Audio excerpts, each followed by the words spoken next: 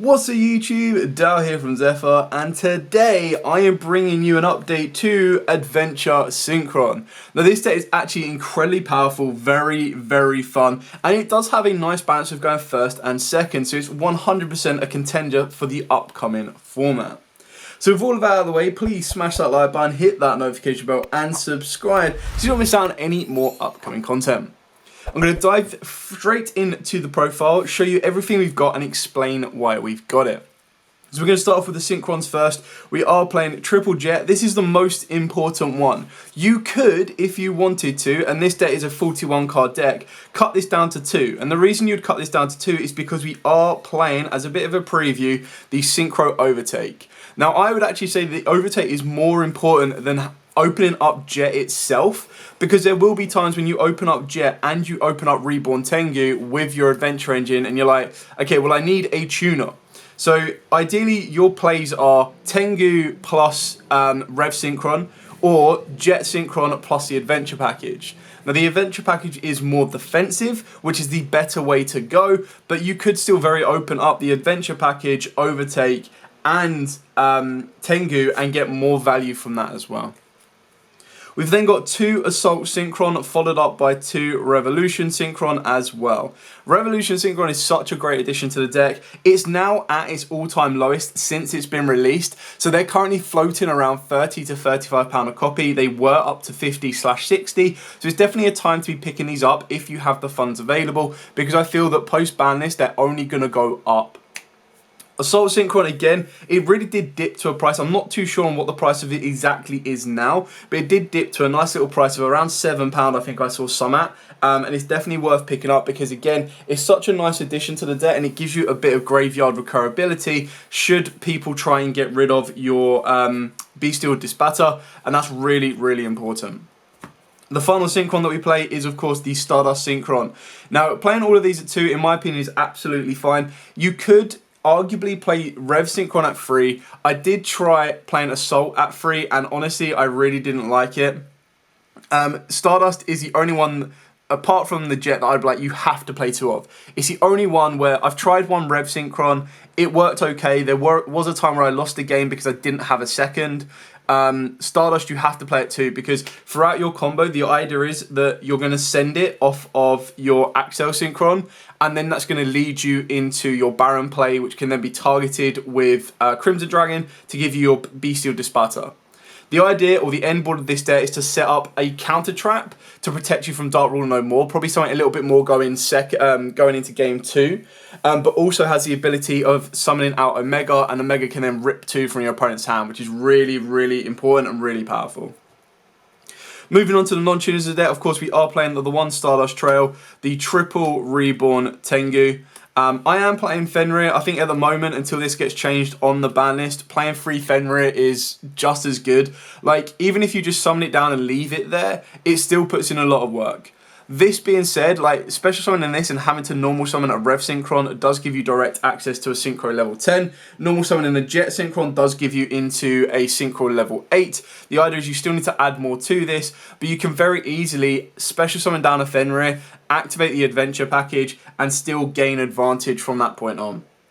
It's one of the ones that, again, if you don't have access to it, you could take it out. It is a bit of a risk. I feel that post-tins, it will be a lot more accessible.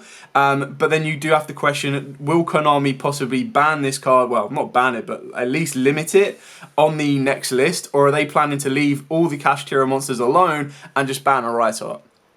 So this is a questionable kind of stance of how hard you invest into it, but it's definitely something that I would highly consider. Then, of course, we've got 1 Illusion of Chaos and 1 Magician's Souls. This actually comes up a lot for me. It works out really nicely because Magician's Souls, being able to send, like when you're going through your normal combo usually ends on the Adventure token, well, doesn't end, but kind of progresses with the Adventure token equipped with a Draco back and Fateful Adventure. And both of those cards, apart from Fateful, like, are just going to fall off and do nothing.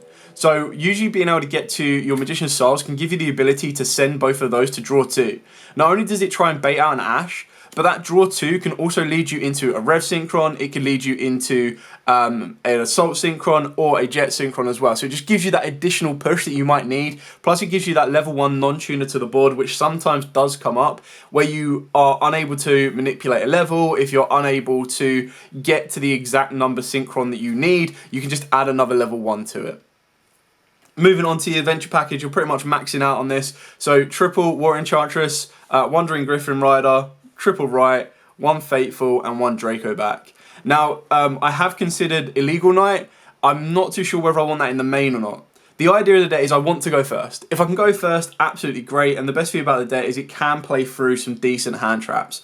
Droll isn't the end of the world for the deck, and neither is Nibiru. And if you're unfamiliar with the deck, a lot of people might drop Nibiru a little bit early or a little bit too late. You do put your opponent in a position, if you open up well enough, where it's like, okay, well, if you Nibiru me, I'm still going to have cards on the board and I can still build a board. So it's kind of got a nice little power play through, and the Illegal Knight is great because if you hard open it, you can just special summon it as a free level 7, but it's also not that great as, like, you don't leave the adventure token on the board throughout the standard combo. So it's one of the ones where it's like down to personal preference. If you want to put it in, you can do. If you want to put it in the side deck, you can do as well. I think it's definitely a much better option going second because you can go Illegal Knight and then clear 2 cards off. But it's not really that great going first, apart from like a free extender if you hard open it. If you draw it into it later game, it's kind of like just a pretty much dead card. And then for the normal spells, of course, we are playing at triple tuning. Like, cards are must in the deck. Triple Synchron Overtake. I think this is incredibly important. Like, if I can save my normal summon, then I'm going to do that.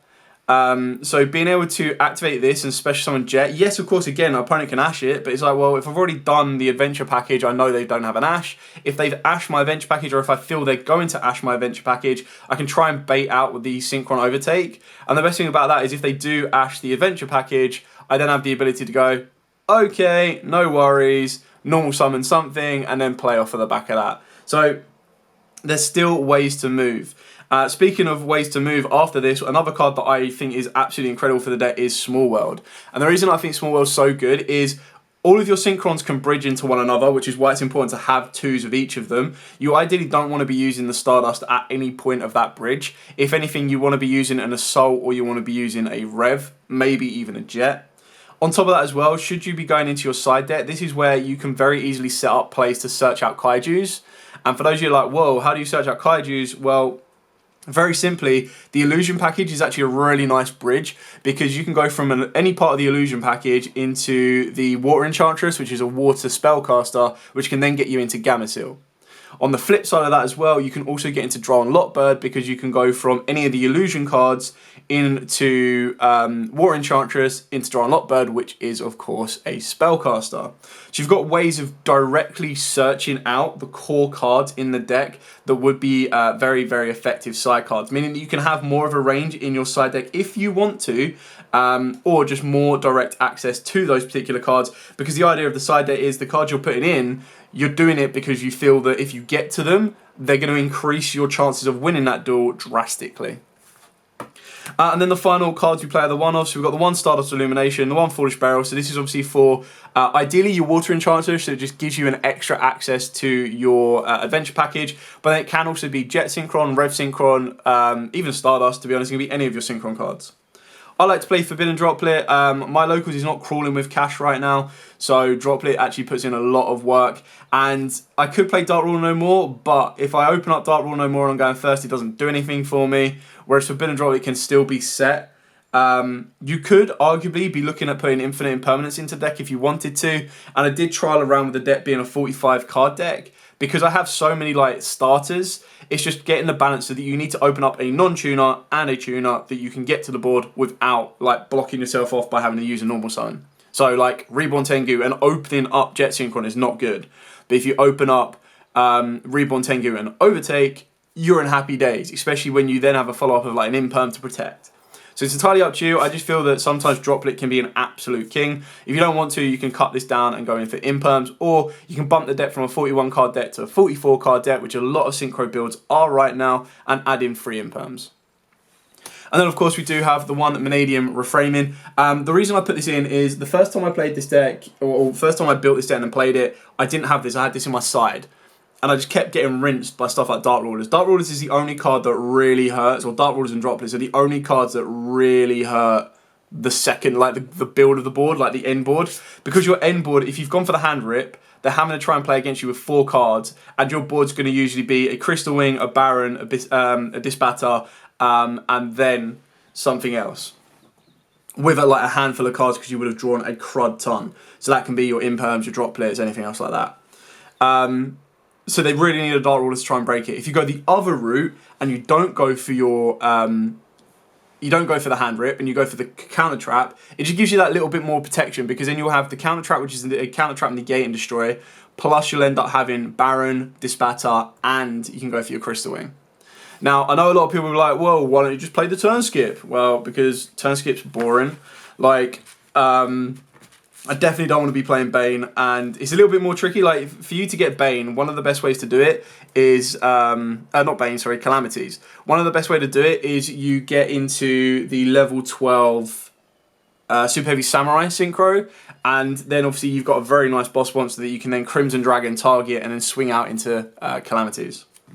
Speaking of the extra deck, so we'll start with high levels down to low levels. We've got 1 Crimson Dragon, followed up by Chaos Angel. So obviously if you wanted to play Calamities, this would probably be your Calamities spot. And then you'd probably find another spot throughout the deck, which would be this guy here. And this would then become your level 12 Super Heavy Samurai. So then of course we've got Baron, Disbatter, Petite Standard, Axial Stardust, Stardust Dragon, Crystal Wing, Cyframe Lord Omega, Black Rose Dragon, Stardust Charge Warrior, Jet Warrior, Axial Synchron, TG Hyper Librarian, and Junk Speed. I like these cards. Oh, so good. The only kind of question mark that I would have over the deck is there are times I was like, whoa, I really wish this was Coral Dragon. But then I know the second that I turn this and swap this out to be Coral Dragon, I'll need this. And when I put it back, I'll be like, I need the other one. The reason Coral Dragon is so good is it's a tuner, plus it's go second, so it gives you that ability to ditch and discard, and it gives you that draw factor. But going first, Charge Warrior is probably the better option just because it gives you that charge and a non-tuner. It's rare that you need to absolutely make it, but there are points within the combo where you're like, right, okay, I've been interrupted in some way or another. I need to deviate my plays and get a non-tuner to the board. So that's where Charge Warrior comes into play. The extra deck is pretty standard. I feel the only time stuff really ever changes in the deck like this is whether you play Calamities or not, whether you play the Aritama or not, or whether or not you play the Chaos Angel. I think everything else right now in the standard build of this deck is using all of those other cards. So you've got like 2 or 3 flex spots that you can change around and personalize yourself. But I feel this deck is incredibly powerful. I would be amazed if anything directly gets hit on the ban list. I don't think there's anything in the deck that is like, yo, this is too broken. I would be amazed if the Adventure Engine gets hit because to me, there's no reason to do so. But you just never know. Anyway, I hope this has been informative. I hope it's given you a couple of ideas on your own build. If you do have any questions at all, by all means, please put them in the comments down below. I will be more than happy to answer them for you. But like I said, I really do enjoy this deck. I think it's a fun deck. I think it's very powerful.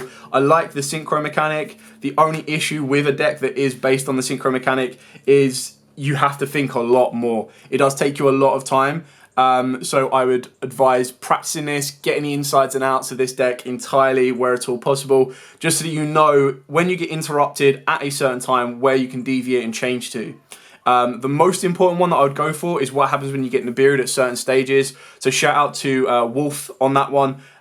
His channel pretty much focuses on Synchrons non-stop. So check out his videos. He does loads of combos like how you play through Droll, how you play through Nibiru, everything like that. So they're really informative and they'll kind of give you the right direction and right idea to be able to play through certain elements like that. And I would just research those and then test it out yourself and be like, right, okay, now's the first opportunity my opponent has to Nibiru. Would I Nibiru at this point, yes or no? If you would, how do I then come back for that? Where do I go?